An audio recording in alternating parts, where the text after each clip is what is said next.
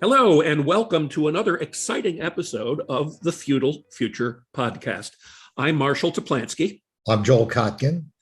And today we're going to be talking about reshoring industry to America, and specifically focusing in on the technology industry and the semiconductor industry. To help us today, we have two really wonderful guests. Robert Casanova is the Director of Industry Statistics and Economic Policy at the Semiconductor Industry Association in Washington. And Bill Amelio is formerly CEO of Lenovo, CEO of Dell Asia, and CEO of Avnet, which is the largest technology distributor in the world. He's currently CEO of DoubleCheck Solutions, which is a software company remaking the banking industry. Gentlemen, welcome. Thanks for having me. Joel, you want to start us off with the first question on reshoring? Yeah, I think the first thing would be how if we don't reshore some of the semiconductors, how vulnerable will we be in the future, and how many industries may be affected by that? Robert, you want to start, or? Yeah. So I could jump in, and just to give you a bit of history on manufacturing of semiconductors in the U.S. In the 1990s, the U.S. made up roughly 37% of manufacturing of semiconductors. Today, the U.S. is down to 12% of manufacturing, which is obviously a huge decline, and it's actually projected to be under 10% if things stay the same by 2030. So that's a significant decrease in the U.S.'s manufacturing capabilities. And looking at it from a design point of view, is that true of the design portion of the industry as well as the manufacturing portion? No, it's not true of the design portion. The U.S. is a leader in semiconductor design, and that's really the high value add that the U.S. brings today to the semiconductor industry. But there's still manufacturing in the U.S., just not at the volume it was in the 1990s. So one of the things we're talking about is this linkage between designing it and manufacturing it in the same place. Bill, this is something that you've been intimately involved in with product development. Why is it important to do that? Well, if you think about prototyping for just a second, in order to get out a new product, what you want to be able to do is design, be able to build it right next to you so you can learn from the mistakes in a quick fashion. It's a little more difficult to do that when you're offshoring something that's thousands of miles away. And as Rob pointed out, there's been a big moving manufacturing offshore. I remember back in the 70s when I was in IBM, I was part of the first tranche of essentially de-vertically integrating IBM, which was a sad tale to have. There was literally hundreds of thousands of employees up in New York, between Fishkill, Poughkeepsie, Endicott, et cetera, and all of them were gone. And it essentially was into Taiwan, then to China, South Korea. It's quite amazing when you think about that movement. So the question that Joe asked earlier about the fact that, well, what industries is going to affect? Well, you pick an industry, automobiles. I mean, you can't get an automobile today that it's not chock full of semiconductors, as well as you think about smart washers and dryers, you think about satellites, you think about robotics. Name the product, and it's got semiconductors in it. And it's that the thing that we got to be very careful with is if we don't bring it back and we end up having issues with countries like China over time, that could be an enormous problem for us, because think about TSMC. I mean, they essentially Taiwan Semiconductor Manufacturing Company. Right. They essentially had the corner on the market on wafers. So if all of a sudden China decides to make an aggressive move on Taiwan, that changes the entire landscape of what's going on with semiconductors. So, Robert, what are we talking about in terms of dollars and cents here? How big is the industry? How much money is at stake here? So in 2021, global sales revenue reached $500 billion, so $555 billion, which translates to over 1 trillion units shipped in 2021. So that's massive in itself. But as Bill pointed out, TSMC does have a corner on the pure play foundry. Companies like Qualcomm will take the design of their product to TSMC, and they'll manufacture it, which they've spent billions of dollars on research and development to build that capability. And now they're about 50% of the pure play foundry market. But to your point, the semiconductor industry is enormous right now, and it's projected to grow to $1 trillion in sales by 2030, which is tremendous. Well, and it's such a vital component, of almost everything that's out there. I think that was Bill's point, is that if you, it's the constraint. If you don't have the chip to put into whatever the product is, you're not going to have a product. So the question I have is it even doable? Is it really possible to reshore this process and break up what appears to be a pretty concentrated Asian nexus? Absolutely. I mean, if you outsourced it, you absolutely can figure out how to back to insource it again. And if you think about a semiconductor factory, they are today pretty not labor intensive. So therefore, your cost delta isn't going to be as bad as it used to be with all the automation that's occurred in the last 10 years associated with making semiconductors. And that's the good news about it, as well as logistics costs. Because right now you think about with the price of gasoline and diesel where it is today, I mean, and jet fuel, it's a lot more expensive now to transport stuff. That's becoming a much bigger component of the cost equation than it used to be, which makes insourcing back to your country again a much more effective cost play. Can I just focus a little bit on Taiwan Semiconductor, because they seem to be a big player. There seems to be, we're getting two series of messages, one from the founder who basically claimed that you can't reshore what they have at Taiwan Semiconductor. And yet you have Taiwan Semiconductor building one and possibly two plants in the country. So what's the story with Taiwan Semiconductor? Is the founder on a different wavelength, or is he telling the real truth? Well, I think, just a point of clarification, when you say, reshoring, what exactly are you talking about? Are you talking about the entire semiconductor manufacturing ecosystem, which includes design, manufacturing, assembly, testing, and packaging, which quite frankly is just unrealistic? There are countries that have comparative advantages in those processes that really, it wouldn't bring too much value to the US to have that domestically. So if that's the question of bringing the entire ecosystem, no, I don't think that's very realistic. And that's something that, the industry doesn't really advocate for, because there's some things that the US industry does very well, like design. They still have manufacturing capabilities, but as far as assembly, testing, and packaging, OSATs, there's a comparative advantage having that in Southeast and East Asia. Does that mean China? I'll push on that thread a little bit, because I think we can have a little controversy on that. I would say it's imperative that we bring back some percentage back to the country again, because I am very fearful that the tension between the United States and China is not going to get better. And if all of a sudden they got a lock on all of the semiconductor manufacturing, assembly, and test, they got the wafers, et cetera, that's a huge problem for the country. And I think just from a security point of view, I think there's going to be a play to pull it back and help some of those companies with tax breaks, incentives, et cetera, that essentially could get past the burden that you just talked about, which is the comparative advantage. Now, I think a strategy a lot of companies are starting to think about is China plus one or China plus two, meaning not only do you want to outsource something to China, you better outsource it to Malaysia, South Korea, somewhere else that's a low-cost jurisdiction that will give you that comparative advantage, or come back to the U.S. again and say the United States government needs to help out from a standpoint of making that burden to bring it back a lot less, because it's a security issue for the country.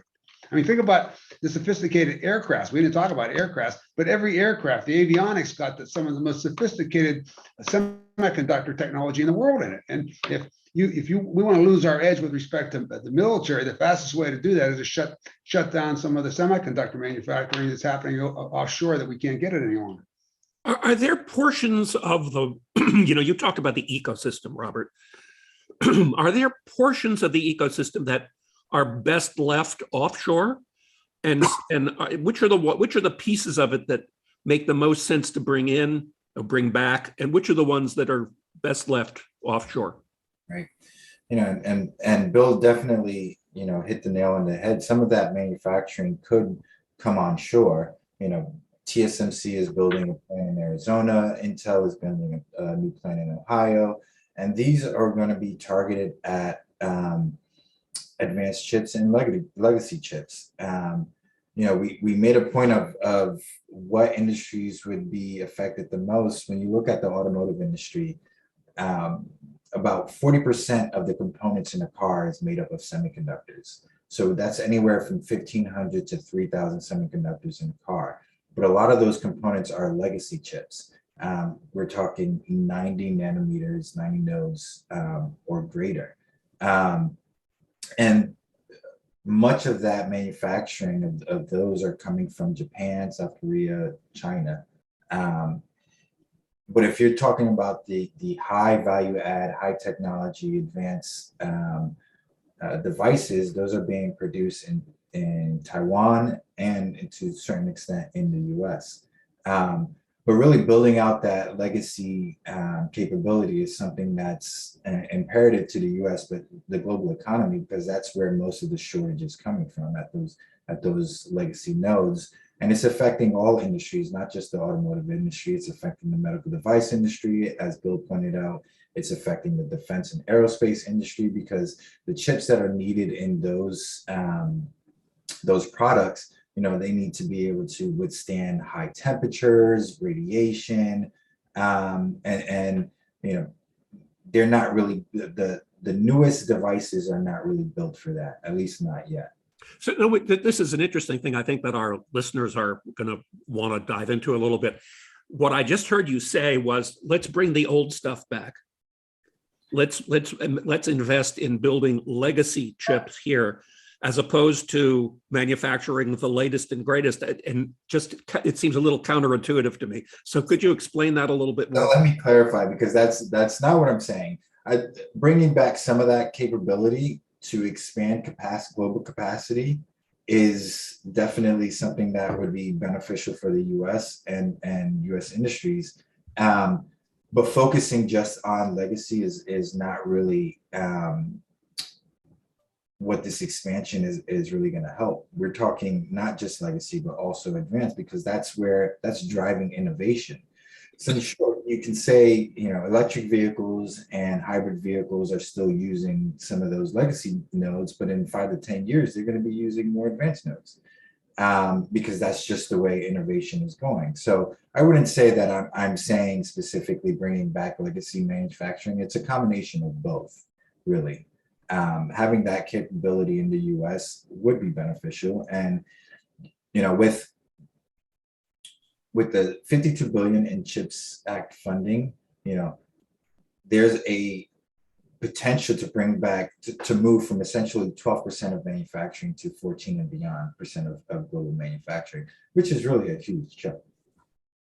Bill, you'd mentioned that the processes today for building chips are a lot less labor intensive than they used to be.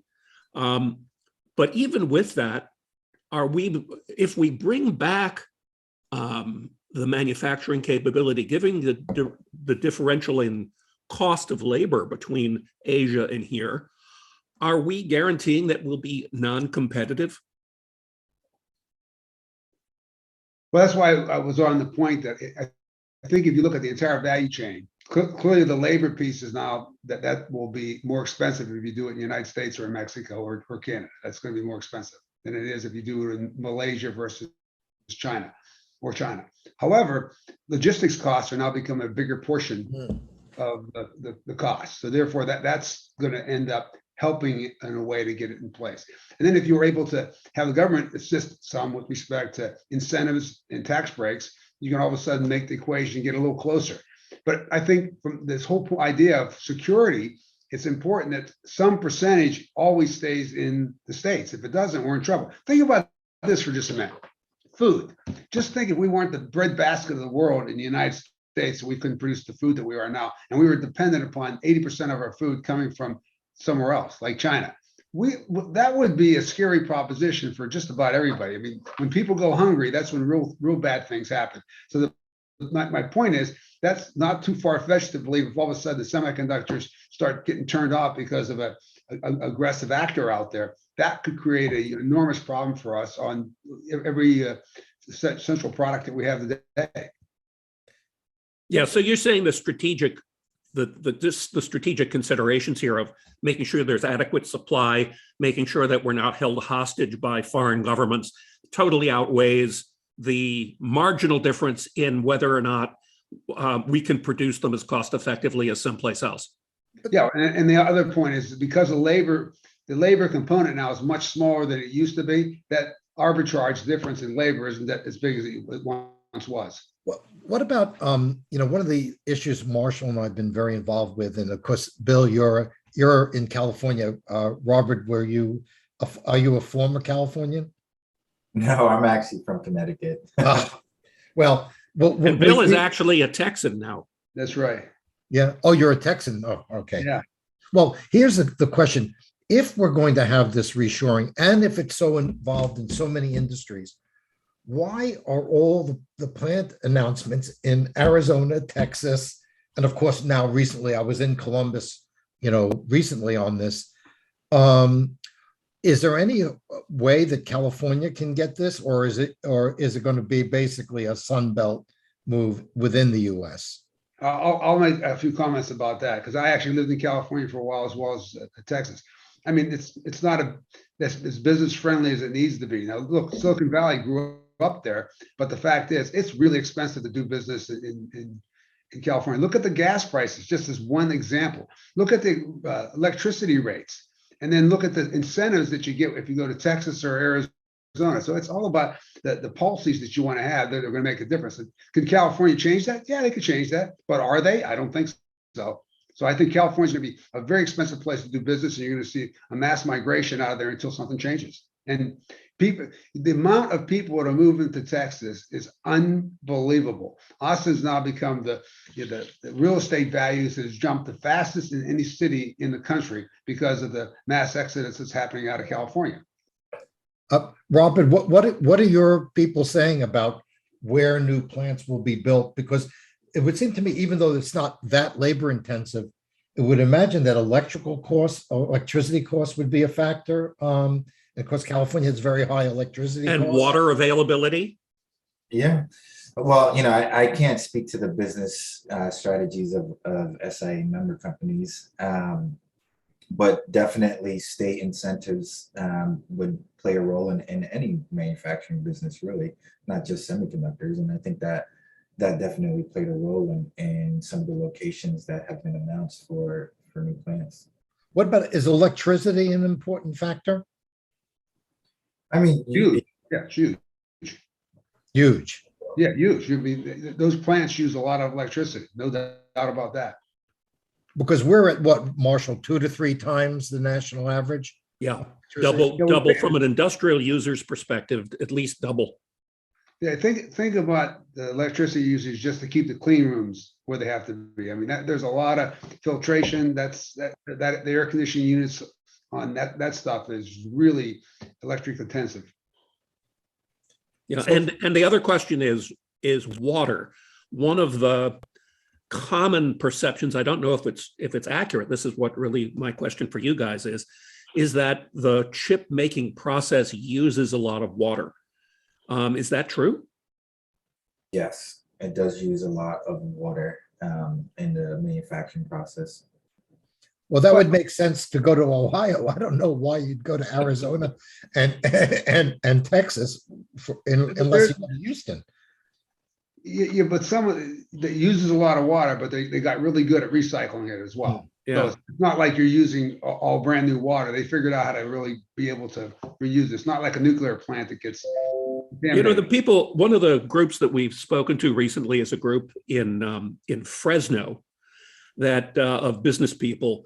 And, one of the questions they ask are things like, well, why couldn't we build the Elon Musk gigafactory? Or why couldn't we build the new fab that's going into Ohio? Why couldn't we build that in Fresno? Leaving aside the business friendliness and the tax environment, is there any reason why it couldn't be done in places like that in interior California? No, there's no reason. There's really no reason that I can see or I can think of that would prevent it. But just put the list of the different states' incentives versus California, and then you think about just the people and the labor you got to get. I mean, part of the reason people live in California is they're getting taxed a lot. I mean, the tax rates in California are some of the highest in the country, right? From an income tax point of view.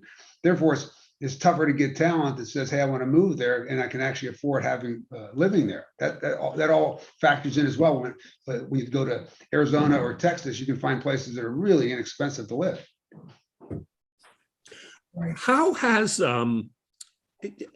this Ukraine-Russia war affected people's perceptions about semiconductors? Is it continuing to go down the road of what you were talking about, Bill, in terms of a potential bad actor, or is there any other ways of thinking about it that's new? Also, I just want to also, I understand that there are some components in semiconductors that come from Ukraine that are pretty critical. So it's not necessarily components, but they do provide neon gas, which is a critical component in the manufacturing process using lithography equipment. But we surveyed our member companies, and after discussion with other outside folks, we found that the semiconductor industry has roughly anywhere from 3 to 6 months worth of supply of neon gas. So really the most critical part of the Ukraine-Russian conflict is how long it's going to last. If it lasts longer than that, then the industry would definitely have to reevaluate where they are in terms of supply. But it's important to note that one of the reasons why the industry built that reserve of neon gas was because of the Russian invasion of Crimea in 2014. We saw neon gas prices skyrocket. At that time, Ukraine was about 20% of the neon gas market. And once Russia invaded Crimea and neon gas prices increased, the industry itself took a lot of steps to diversify their supply of neon gas and build those reserves, which is one of the reasons why they're able to really withstand the conflict right now. But it really just depends on how long it lasts. I'd add to Robert's excellent points there, the idea that, think about Germany for a minute and their reliance on Russian oil. And now you never know who's going to become the next bad actor. That gives you room to pause, because you want to say, you really don't want to have all your eggs in one basket, especially when it's an actor like Russia in this case. Now they're doing whatever they can to, of course, shut that tap off. And I applaud them for the work that they're doing right now to get different sources. But I think that whole concept of supply chain, having control of that becomes really important, whatever industry that you're in. Let's talk one thing that intrigues me about all of this is the time frames that we're dealing with here. Is this solvable in a short period of time, or does it take a lot of capital investment over a long period of time to be able to solve the problem? Well, it depends on what part of the supply chain you're talking about. If you're talking about a foundry, it takes a long time. So it's not something that you're going to whip up in 10 days or something. But assembly and test, if you had to move some of that, you can move that much more rapidly than you can the foundries. And therefore, to fix this situation, it will take a substantial amount of time. We just have to have the will to do it sooner than later. All right. To Bill's point, depending on the size of the facility, it could take anywhere from 3 years to 5 years of groundbreaking for construction of the facility. That's why it's so important to pass CHIPS funding, because this is the longer we wait, the longer it's going to take for this to really solve the issues. And really, one last question: is this an industry that is dominated by large, gigantic players that are moving massive amounts of capital around, or is it more of a diverse, smaller set of businesses? Well, the major manufacturers of semiconductors are Intel, Samsung, and Qualcomm, and these are obviously major players. But you also have companies like AMD, NVIDIA that are also major players. So I would say it's a mix of both large and medium-sized companies. But what you're also seeing is an acquisition craze. I mean, look what the Hawk 10 has done as far as creating a monster company just by acquiring a lot of other businesses together. And that's, I think, going to start playing back out again. I think we got a rough patch ahead of us with respect to the economy. Prices are going to go down, and you're going to see some acquisitions come popping back up again. What is your long-term assessment of U.S. competitiveness in this area? Just like to, just to sort of, complete the circle. What's your assessment? Are we in big trouble, or are we on our way towards a solution? I'd never count the United States out, because whenever we get our backs against the wall, it's quite amazing what we're able to accomplish. And I think people have woken up now with this issue of supply chain in all industries, and most notably in semiconductor. I think you're going to see some changes that are going to occur over the course of the next several years. That's my viewpoint. Robert? So the U.S. in terms of global sales revenue market share is the largest at almost 50%, so just about 46%. They are, the U.S. is the largest market for semiconductors, and that's really not going to change anytime soon. However,